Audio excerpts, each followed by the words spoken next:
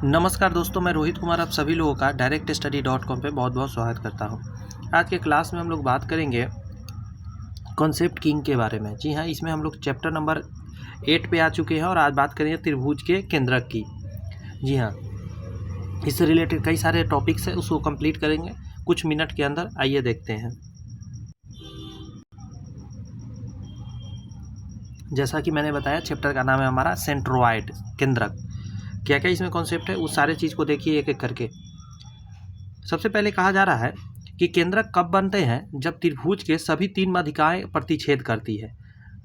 अगला पॉइंट में कह रहा है कि माध्यिका त्रिभुज को 2 समान क्षेत्रों में विभक्त करता है। जैसे कि यहाँ पे 1 और 2 देखेंगे तो दोनों का एरिया जो होगा सेम होगा, क्योंकि ये 2 समान क्षेत्र में विभक्त करता है। नेक्स्ट पॉइंट में आप देखेंगे तो यहाँ पे कहा जा रहा है कि केंद्रक हमेशा त्रिभुज के अंदर स्थित होता है। चाहे त्रिभुज कोई सा भी हो, त्रिभुज के कई पार्ट है ना, कोई त्रिभुज हो, डजंट मैटर, त्रिभुज के अंदर ही केंद्रक होते हैं। ये भी पॉइंट याद रखना है। जैसे कि ऑर्थो सेंटर के बारे में आपने इससे पहले वाले क्लास में देखा था, वो त्रिभुज के अंदर भी हो सकता है, त्रिभुज पर हो सकता है, त्रिभुज के बाहर हो सकता है। जैसे एक्यूट एंगल ट्रायंगल है तो उसके अंदर होता है, मतलब न्यून कोण त्रिभुज में। अधिक कोण त्रिभुज में उसके 90 डिग्री के वर्टेक्स पे होता है, और राइट एंगल ट्रायंगल में, और अधिक कोण त्रिभुज में बाहर हो जाता है। बट इसमें क्या है, केंद्रक जो होता है जिसको बोलते हैं सेंट्रोइड, ये अंदर ही होता है।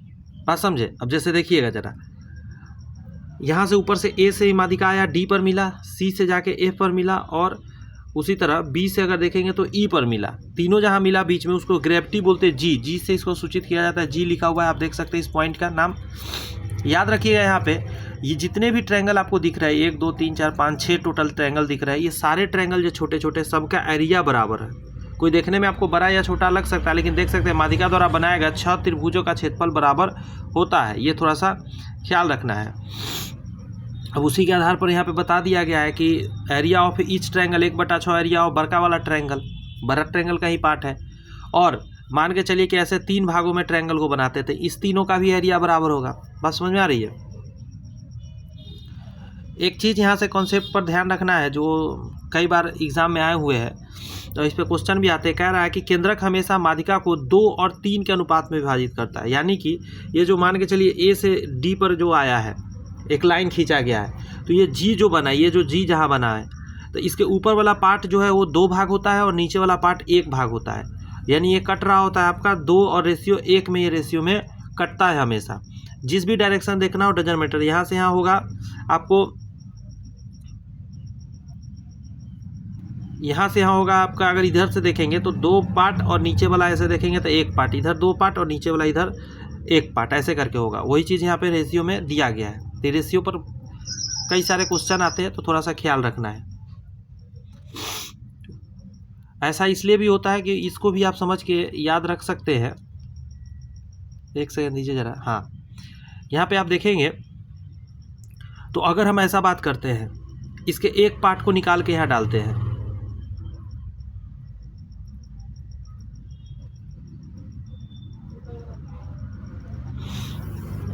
अगर मान के चलिए यहाँ बी से ये जाके जी पर ऐसे मिला हुआ है, और ये है क्या, तो आप कहेंगे सर ये है आपका ग्रेविटी।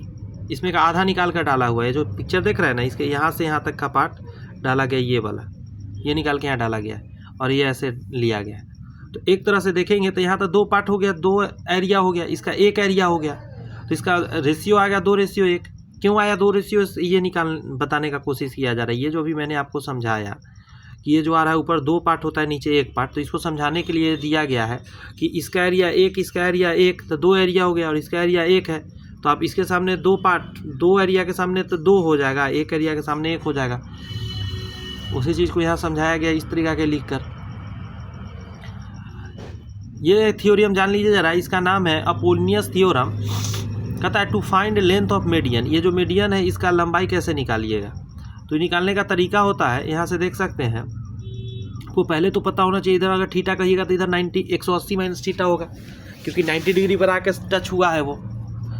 सॉरी, माफ़ी चाहते हैं, 90 डिग्री बोला गया, मतलब वो बीच में टच हुआ है। और किसी भी लाइन के, किसी के लाइन के ऊपर अगर दूसरा लाइन आके टच करता है, तो इधर वाला एंगल और इधर वाला एंगल, दोनों एंगल कितना बनाता है? 180।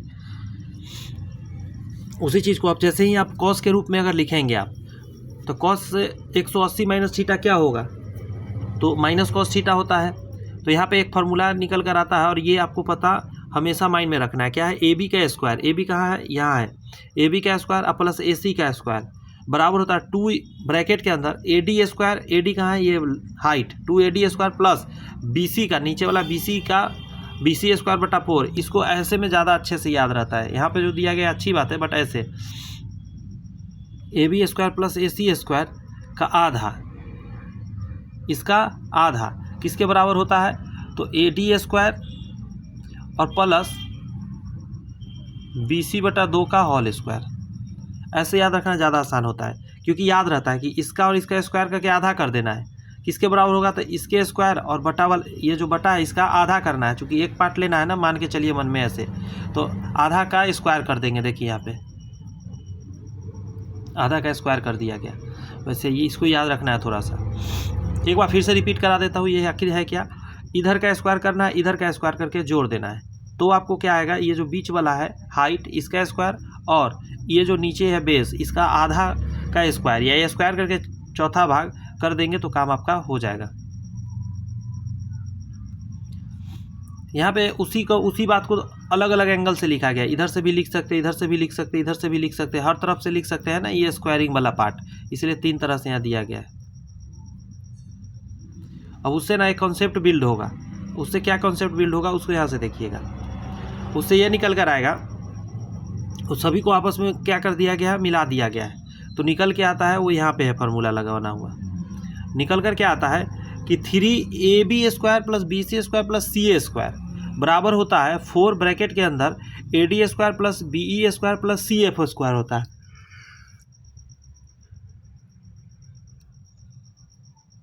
समझे। अब इसको रेशियो भी निकाल सकते हैं इस तरीका के, इधर भेजकर बटा के नीचे कितना होता है, उसी से बना हुआ एक ये भी फार्मूला है, सेम चीज़ से निकल कर आया है, तो घबराने की ज़रूरत नहीं है। आप उसको मैच करा के देख लीजिएगा।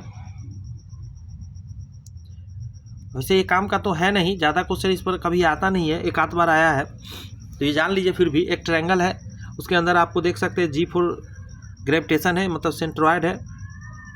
अब यहाँ पे कह रहा है ये जो रेशियो एक बन रहा है किसका किसका, आप यहाँ से देखिएगा, AO कहाँ पे है आप देख लीजिए ज़रा, ऊपर से बीच में आया है AO। OG कहाँ है वो भी देख लीजिए, OG। आगे कह रहा है GD, ठीक है। GD को जब आप देखेंगे तो इसका जो रेशियो होता है 3:1:2 होता है। ये क्या चल रहा है, समझ में नहीं आ रहा है सर, मैं बताता हूँ कहाँ से बात हो रही है। मैं इस पिक्चर को बड़ा साइज का बना दिया ताकि आपको समझ में आ जाए। ये G और AO, अब देखिए समझ में आएगा। अब इसमें क्या है, AO, यहाँ A है ऊपर में, AO ये है 3 पार्ट, ये जो है बीच में ये 1 पार्ट और नीचे वाला है आपका 2 पार्ट। बस समझ में आ रही है, ऐसे होता है, इसको थोड़ा सा समझना है। ये जो पॉइंट बीच में खींचते हैं पैरेलल, इससे क्या होता है कि ऊपर 3 भाग होता है, यहाँ 1 भाग होता है, नीचे वाला 2 भाग होता है। एक चीज़ जानना है आपको कि एरिया ऑफ, अगर इसको निकालिएगा GEF 1/12 एरिया ऑफ ABC, ये जो बना हुआ है बीच में GEF, ये वाला जो है बीच में, उसका जो एरिया होता है आप जान लीजिए पूरे ट्रायंगल का 12वां हिस्सा होता है, ठीक है। ये डायरेक्ट क्वेश्चन पूछेगा, आपको वहाँ जवाब देना रहेगा, ज़्यादा माथामारी करना नहीं रहेगा। एक और चीज़ जानिएगा ज़रा, इस पॉइंट को देखिए, यहाँ कह रहा है कि एरिया ऑफ GEF, देख लीजिए कहाँ पे है GEF, मिलाना पड़ेगा थोड़ा आपको ही, तब समझ में आपको आएगा। मैं इसमें घसूस करूँगा गंदा हो जाएगा। GEF आपको दिख गया होगा, यहाँ 1 लिखा गया, ये वाला देखिए कहाँ किसका नाम ये है, समझ गए होंगे। आगे इसका और ABC पूरा का बात करिएगा, पूरा ट्रायंगल ABC, तो 12वां हिस्सा भी बताया था ना, 12वां हिस्सा है तो 1/12 हो जाएगा।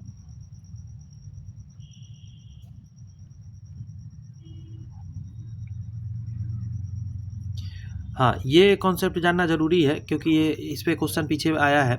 यदि त्रिभुज की 2 माध्यिकाएं एक दूसरे को 90 पर प्रतिच्छेद कर दिया, मतलब ये जो कटा ना G 90 डिग्री पर कट गया, तो क्या होता है, तो एक फार्मूला निकल कर आता है वो इसको थोड़ा सा याद रखना है, ज़्यादा दिमाग नहीं लगाना, इसको याद रखना है। ए बी स्क्वायर, आप देखो कहाँ पे है, ये जो डंडा है इसकी बात कर रहा है, ए बी स्क्वायर और ए सी स्क्वायर, इधर का स्क्वायर कर देंगे, उस समय क्या हो जाएगा, 5 बी सी के स्क्वायर के बराबर होगा। ये जो बी सी के स्क्वायर के 5 के बराबर होता है, ठीक है, इसको थोड़ा सा ख्याल रखना है। उसी का है स्पेशल केस दिया हुआ है, समझे, समद्विबाहु त्रिभुज का यह केस दिया गया है, ठीक है, कि special cases in isosceles triangle क्या होता है आपका, निकालिएगा तो हो जाता है ए बी का स्क्वायर का डबल करेंगे तो बी सी के स्क्वायर का 5 गुना के बराबर होगा। तो एक रेशियो निकल के आता है ए बी और बी सी का, वो रेशियो आता है आपका क्या, √5/√2। काम का नहीं है, फिर भी आपको मैंने है दिया हुआ इस बुक में तो मैंने आपको दिखा दिया। अच्छा, समकोण त्रिभुज के बारे में है, ये जानना बहुत ज़रूरी है। ये है आपको वो जो होता है, इसको सर्कम सेंटर बोलते हैं, ठीक है, और ये है इसका अंदर में जी जो है, यही है आपका सेंट्रोइड। अब एक चीज़ जान लीजिएगा, 2 चीज़ आपको मिल गया तो इसका रेशियो आपसे पूछता है, समझे, तो ये कटता है आपका 2:1 के रेशियो में कट रहा होता है। यहाँ देखिएगा बी ओ बराबर कर्ण की माध्यिका, सबसे छोटी माध्यिका यही होती है।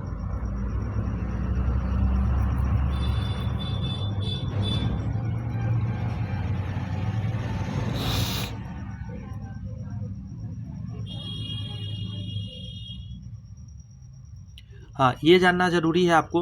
यहाँ कह रहा है यदि डी ई बी सी और ए सी पर स्थित बिंदु हो, कहीं भी स्थित है डी और ई पर, तो एक रेशियो जो बनता है, मतलब एक, इसको खाली याद रखिएगा कि ए डी स्क्वायर, अब देखो कहाँ पे है ए डी स्क्वायर, ये रहा A D square plus B E square ये रहा, बराबर होता है डी ई स्क्वायर, ये वाला और ये वाला के स्क्वायर के बराबर होता है। बहुत आसान है, मैं एक बार फिर से बताता हूँ। आप एक बार इस डंडा का स्क्वायर, एक मिनट ज़्यादा आगे बढ़ गया मैं, इस डंडा का स्क्वायर करो, एक बार इस डंडा का स्क्वायर करो, जोड़ दो तो आप बराबर हो जाएगा इस डंडा का स्क्वायर और साथ में इस डंडा के स्क्वायर के बराबर हो जाएगा, ठीक है, बहुत आसान है, याद रहेगा।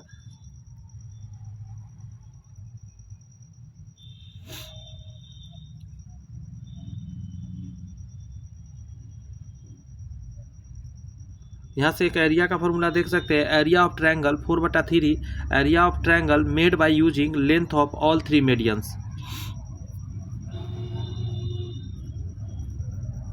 यहाँ देखिए कह रहा है, ये क्वेश्चन को समझिए कि लेंथ ऑफ 3 मीडियंस 15, 36 और 39, then find the area of triangle. तीनों आपको मीडियन दे दिया और तीनों का लंबाई दे के और आपसे एरिया पूछ दिया, तो कैसे करिएगा, 1/2 गुने 15 गुने 36 बराबर 270 आंसर हो जाएगा।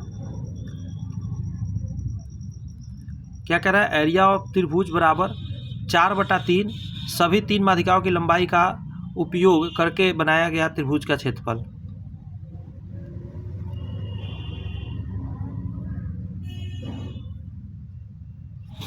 ऐसा क्यों किया गया, ये फार्मूला लगाया गया, क्योंकि ये तीनों से, एक चीज़ ध्यान रखिएगा, इन तीनों का प्रयोग करके इसलिए 1/2 बेस इंटू हाइट लगा दिया, क्योंकि यह राइट एंगल ट्रायंगल बना रहा था, ट्रिपलेट दिया हुआ था,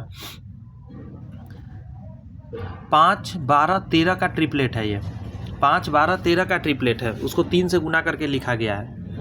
हम लोग ट्रिपलेट याद रखते हैं 5, 12 और 13, उसी को 3 से गुना करके ये इतना लिख दिया गया, 5 3 15, 12 3 36, 13 39, तो इसीलिए 1/2 बेस इंटू हाइट करके यहाँ से सॉल्व करके 270 निकाला गया। अब आगे क्या करेंगे, एरिया ऑफ बड़ा वाला ट्रायंगल जानेंगे 4/3, बस इसको डाल देंगे 360 आ जाएगा।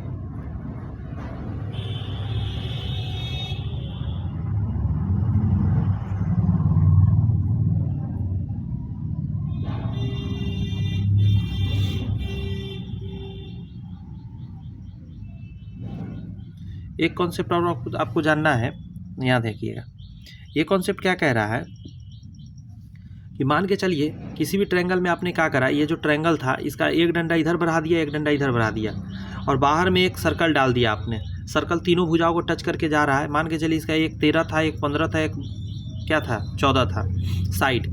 तो अगर आपसे रेडियस पूछेगा तो रेडियस निकालने का तरीका यहाँ पे है, क्या डालिएगा, तो इसका तरीका है कि आपको पहले एरिया डालना पड़ेगा। सबसे ऊपर में क्या डालना होगा, एरिया, और नीचे आपको पहले एरिया निकालिए इस त्रिभुज का, और साथ में आप क्या पता करिए, सेमी पेरीमीटर पता करिए। सेमी पेरीमीटर आपको पता है, तीनों को जोड़ के 13, 14, 15 को और 2 से भाग दे दिया, 21 आ गया, और तीनों से आप आराम से निकाल सकते हैं क्या, हीरोज फार्मूला लगा के एरिया। और आपको क्या करना है, बस इसी चीज़ को भाग देना है। सबसे ऊपर में क्या करना है, सबसे ऊपर में आपको क्या डालना है, तो आपको सर सबसे ऊपर में हम डालेंगे एरिया, जैसा कि यहाँ पे बताया गया है। नीचे सेमी पेरीमीटर में से ए घटाना है, यहाँ पे बी घटाना है, यहाँ सी घटाना है। तो क्या घटाना है तो उसको समझ लेते हैं। जो में ये नीचे टच कर रहा है वो घटाना है। 14 है तो 14 में घटाना है सेमी पेरीमीटर में से। बात समझिए, आपका निकल के आ जाएगा। यही छोटी सी बातें थी, ज़्यादा कुछ है नहीं। 15 मिनट लगा समझाने में। तो छोटा छोटा चैप्टर से इसी तरह कुछ चैप्टर भरा भी है। सारे चैप्टर चूँकि कराना है, चैप्टर के हिसाब से मैं वीडियो बना रहा हूँ। थोड़ा देर में हो जा रहा है तो थोड़ा देर में करते रहे, ज़्यादा समय लगेगा तो ज़्यादा समय तक करते रहेंगे। तो चलिए मिलते हैं नेक्स्ट क्लास में। All the best, bye bye, thank you.